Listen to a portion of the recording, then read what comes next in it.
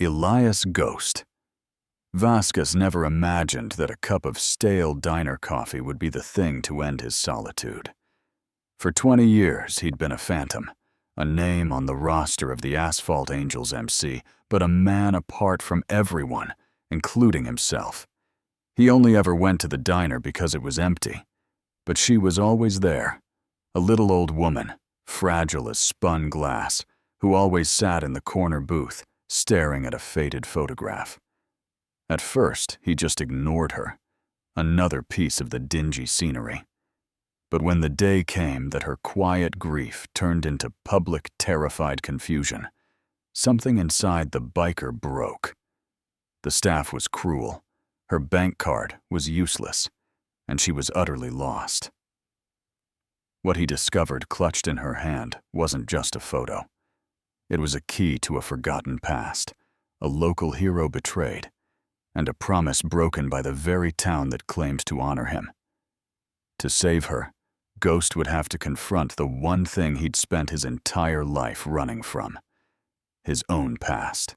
This wasn't just helping an old lady. It was an act of war. This story is a reminder that heroes and family are often found in the most unexpected places. If you believe in the power of kindness and second chances, please subscribe to our channel. Your support helps us keep sharing these incredible true-to-life stories. The vinyl on the booth at the 24-Hour Star Diner was cracked like a dry riverbed. Elias Ghost Vaskas traced one of the cracks with a calloused finger. It was 3 a.m. The coffee was bitter, the fluorescent lights hummed, and the world was exactly as it should be, quiet and distant. Ghost liked it this way. His club, the Asphalt Angels, had their clubhouse, a place of noise, beer, and forced brotherhood. Ghost preferred the edges. He was their mechanic, the best in the state, the man who could resurrect a dead engine with nothing but skill and spite. But he was, by nature, a solitary creature. His nickname wasn't a joke. He moved through the club's life like a phantom, present, but never truly there. His patch was earned, his loyalty unquestioned, but his heart was barricaded. He'd learned young that connection was just a prelude to pain, a lesson beaten into him by a past he kept chained up in the dark. So he worked, he rode, and he sat alone in 3 a.m. diners, drinking bad coffee. And for the past 6 months, she was always there. He didn't know her name. She was a tiny woman, 80 pounds soaking wet, with wispy white hair and clothes that looked clean but dated, from another era. She always took the booth by the window, even though it was always dark when he saw her. And she always had the same 2 items on her table: a cup of tea she never drank, and a worn, leather-framed photograph. She would just sit there, her thin fingers tracing the frame of the photo, lost in a world that clearly didn't include a rundown diner at 3 a.m. Ghost had built his entire life on the principle of minding his own business. She was just a sad old woman, not his problem. Until tonight. Tonight, the routine was broken. It wasn't just Ghost and the old woman. A young, impatient waitress named Trudy was working, her phone buzzing on her hip, clearly annoyed to be serving anyone at all. Ghost watched over the rim of his mug. The old woman was at the counter, her small, bird-like hand trembling as she held out a debit card. "I'm telling you, ma'am, it's declined," Trudy said, snapping her gum, her voice loud in the empty diner. "Oh no, that can't be right," the woman whispered, her voice like dry leaves. "My Michael, he always makes sure there's money. It must be a mistake. Please, dear, try it again." "I've tried it 4 times. It's declined. DECLINED. You owe $3.50 for the tea. You got cash or not?" The old woman's face crumpled. It wasn't just embarrassment. It was a profound, terrifying confusion. She fumbled with the clasp on her worn-out purse, her hands shaking so badly she couldn't open it. I don't understand. Michael said he'd take care of it. Look, I don't know who Michael is, Trudy sighed, rolling her eyes. But he ain't here. You gonna pay, or am I calling the cops over a cup of tea? That was the word that did it. Cops. The old woman flinched as if struck. She backed away from the counter, her eyes wide with an animal panic. She dropped her purse, the contents scattering. A tube of lipstick, a lace handkerchief, a few loose pennies. But she wasn't looking at them. Her gaze was locked on the booth she'd left behind. The photograph. My Michael! She whimpered and scrambled back to the booth, snatching the photo from the table. She clutched it to her chest, a shield against a world she no longer understood. She was trapped, terrified, and utterly alone. A cold, familiar rage, the only emotion Ghost ever let himself feel, began to uncoil in his gut. This wasn't sadness. This was an execution. He stood up. The legs of his chair scraped against the tile, a sound like a gunshot in the quiet room. Trudy jumped, her hand flying to her chest. She hadn't even realized he was there. Ghost, all 6'4" of him, clad in road-worn leather and smelling of engine oil, was an intimidating sight. He walked to the counter, his heavy boots making no sound. He dropped a $10 bill on the counter. For her tea, he growled, his voice a low rumble. And for mine. And for the next 10 she ever has. Keep the change. And keep your mouth shut. He turned to the waitress, his eyes dark and empty, locking onto hers. You call the cops, and I'll be back. Trudy just nodded, pale and silent. Ghost turned to the old woman. She was still standing by the booth, shaking, clutching the photo. He softened his voice, a gear shift he rarely used. It's okay, ma'am. It's paid for. I'll take you home. She looked up at him, her watery blue eyes searching his face. Home? She repeated, as if the word were a foreign language. Yes, home. Michael will be worried. Right. Michael, Ghost said. Come on, let's get you home.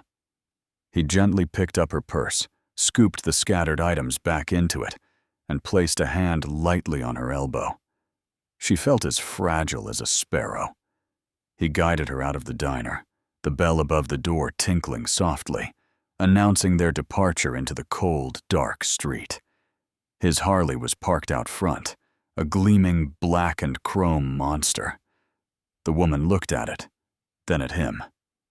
Oh my, she whispered. My truck's busted, he lied. Clubhouse is a few blocks away. I'll get the keys to the shop truck. Can you wait here?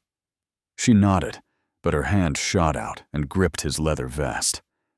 Don't leave me, she whispered. They get so confused. His chest tightened. I won't. I'm right here. Okay, new plan. We'll walk. It's not far. He started to lead her down the sidewalk. Where do you live, ma'am? What's your address? She stopped, looking around the empty street. Address? Yes, it's the house on the hill, the white one, with the roses. Michael planted them for me. Her voice was confident for a moment, then it wavered. But the roses, they've been gone a long time. What's your name, ma'am? Agnes. I'm Agnes. Are you one of Michael's friends? Something like that, Ghost said. My name is Elias. Elias, she repeated. A good, strong name. Michael, he's my husband. He's a soldier, a hero. He'll be home soon, you'll see. He promised. Ghost's blood ran cold. Soldier, hero. The words tasted like ash in his mouth. He kept walking, the tiny woman clinging to his arm.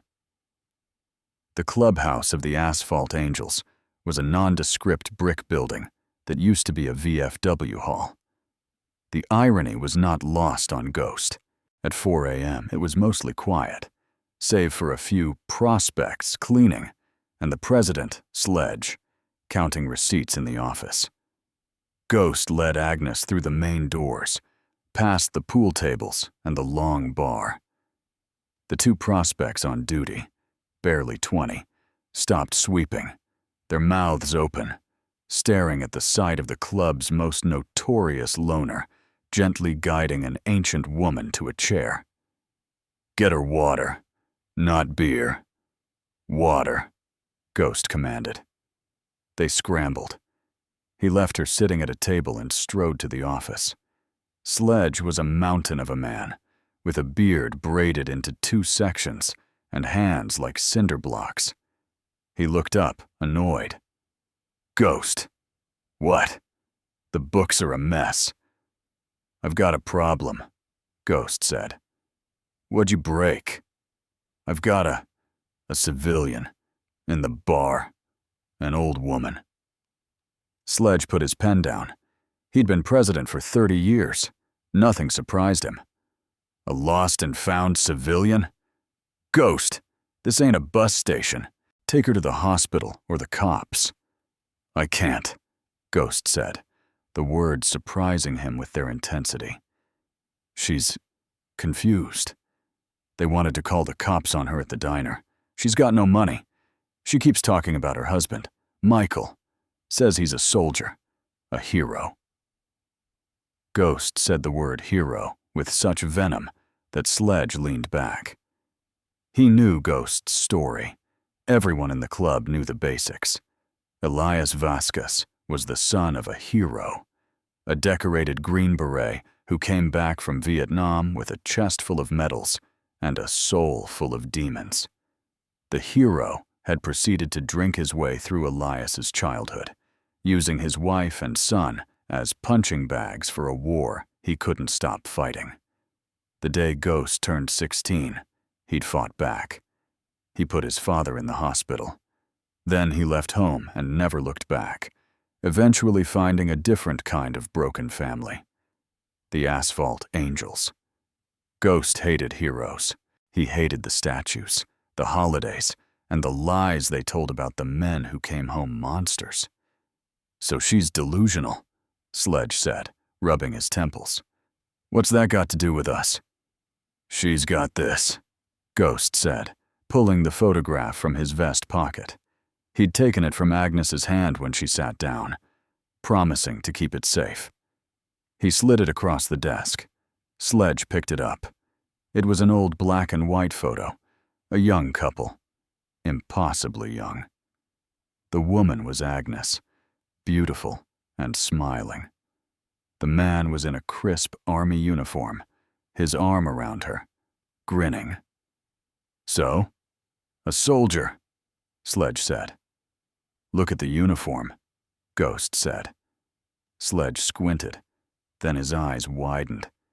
He was a veteran himself. That's 101st Airborne. And that ribbon. Christ, that's pre-Vietnam.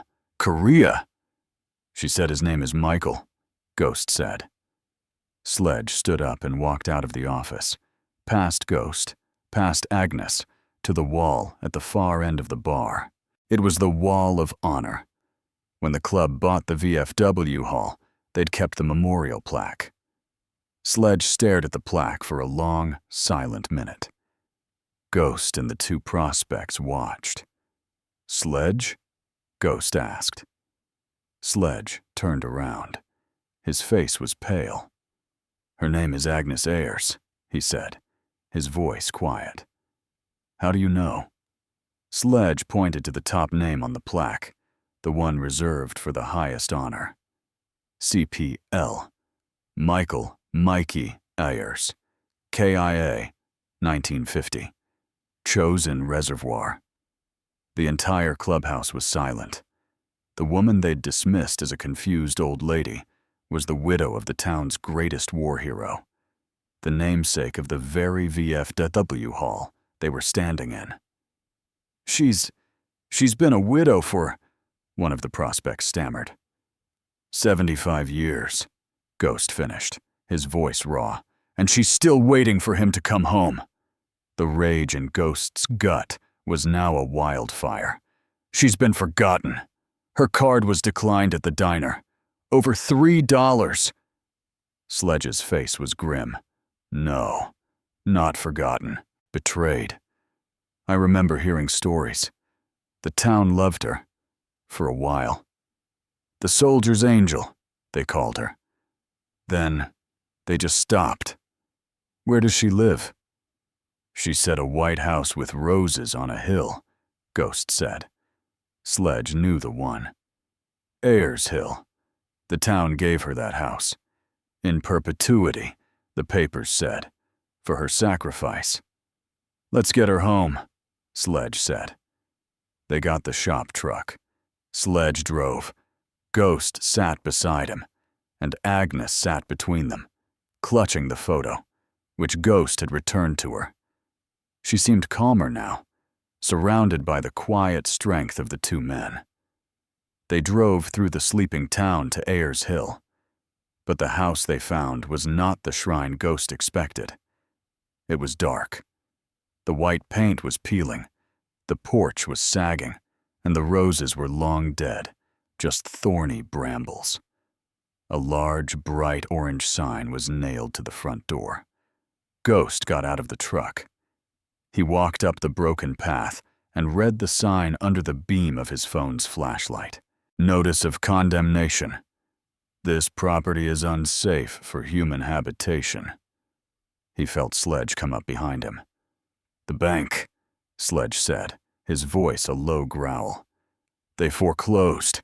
I heard rumors. Property taxes. They foreclosed on her house." "She's been living at the diner," Ghost said, his voice hollow. "Maybe sleeping there. For how long? She has dementia, Sledge. She thinks Michael is still coming home. And the town, the bank, just kicked her out." He looked back at the truck. Agnes was asleep, her head resting on the window, a tiny, frail refugee. "This," Ghost said, tearing the condemnation notice off the door. "This is not gonna stand." "No, it's not," Sledge agreed. "Bring her back to the clubhouse. Put her in the guest room. She's our guest. And tomorrow, we go to war." The next days were a blur. Agnes, safe in the clubhouse's surprisingly clean guest room, was looked after by the prospects and their old ladies, the wives and partners of the members. She was fed, clothed, and, for the first time in years, safe. She seemed to blossom, telling stories of her Michael to anyone who would listen. But for Ghost and Sledge, the battle had begun. Sledge called Viking, the club's lawyer. Viking, a biker with a law degree from Yale and a personal hatred for banks, dove in. He discovered the town had forgotten the in perpetuity clause. The bank had preyed on Agnes, capitalizing on her confusion to seize the property for pennies on the dollar, planning to tear it down for luxury condos. Ghost, meanwhile, was a different man. He was no longer a phantom. He was a fury. He'd put his tools down. He was on the phone, calling in favors, pulling old records, working with Viking. And he was talking to Agnes. He'd sit with her in the evenings, after the chaos of the day. He'd listen. She didn't talk about a hero. She talked about a boy. He had the kindest eyes, she told Ghost one night, her own eyes far away. "Everyone talks about the soldier, but I remember the boy. He was terrified to go. He didn't want to be a hero. He just wanted to be my husband. He told me, 'Aggie, no matter what, I'll come home to you.' And I've just been waiting." Ghost found himself telling her about his own father, not the hero part, just the bad parts, the anger, the pain. It was a confession he'd never made to another living soul. Agnes just patted his tattooed hand. He was just a boy, too, Elias. A broken one. The war breaks them. Michael, he was afraid of being broken. I think maybe it was a blessing he died a hero, so he could never become a monster. Ghost felt something crack inside his chest. A 75-year-old wall of ice beginning to thaw.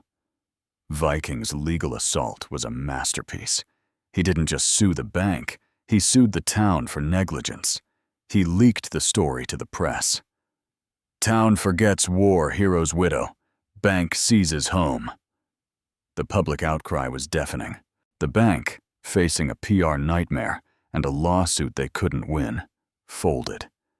They dropped the foreclosure, cleared the debt, and, under threat from Viking, donated $50,000 to a new veterans fund.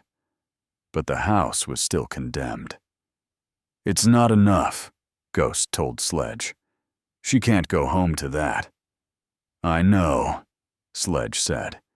He called a club church meeting that night. "The house is hers," he announced to the 30 members of the Asphalt Angels.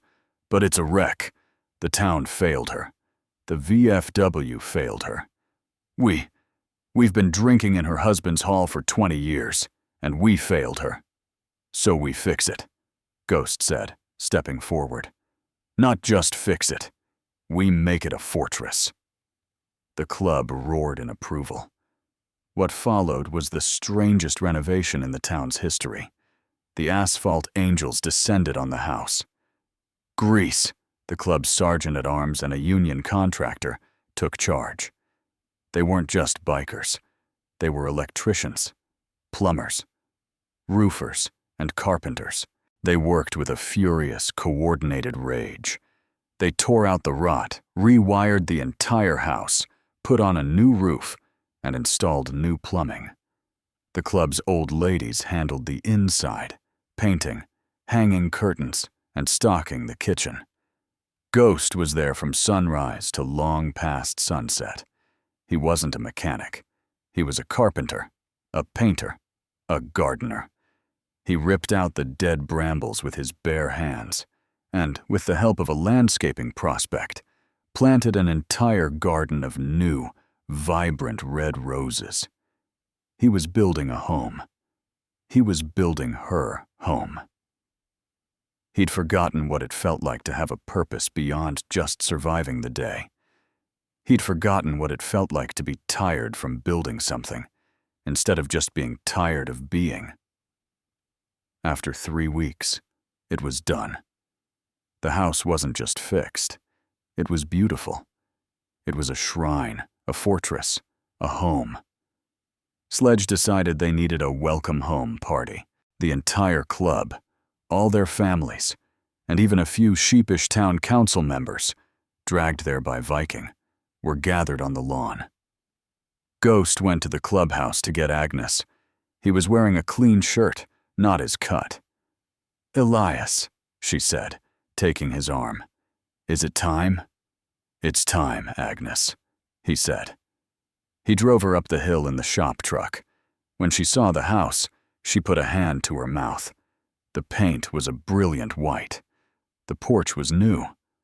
And the roses were in full, glorious bloom. "Oh, Michael," she whispered, tears streaming down her face. Ghost walked her to the front door. He'd saved one thing. He pulled the restored black and white photograph from his pocket. It was in a new, solid silver frame, polished to a high shine. "He's home, Agnes," Ghost said, his own voice thick. "He's been waiting for you." Agnes took the frame, her hands shaking. The entire crowd was silent. She looked at the photo of her young, smiling husband. Then she looked up, past Ghost, at the house. Then she did something that shocked everyone. She turned to Ghost, her eyes clear and sharp, the dementia fog momentarily lifted by the sheer power of the moment. She reached up and touched his rough, bearded cheek. "Michael would have loved you, Elias," she whispered, so only he could hear. "You have his eyes, that same kindness, that same fire." And Elias ghost Vaskas, the man who hadn't shed a tear since he was 16, the phantom of the Asphalt Angels, stood on the porch of the house he had rebuilt and wept. He didn't hide his face. He didn't turn away. He just let the tears fall, a 75-year-old dam of grief and pain finally breaking. Agnes didn't flinch. She just held his hand. He wasn't a ghost anymore. He was home. That night, the club partied on the lawn, a protective, roaring circle of engines and brotherhood around the house. Ghost didn't join them. He sat on the porch swing with Agnes, the new frame in her lap, watching the stars come out, feeling the peace of a war finally won. If this story moved you, please subscribe to our channel. We are dedicated to sharing more stories like this, stories that prove heroes aren't just names on a wall, they're the people who show up. And let us know in the comments where you're watching from. It's always inspiring to see how far these stories of hope can travel.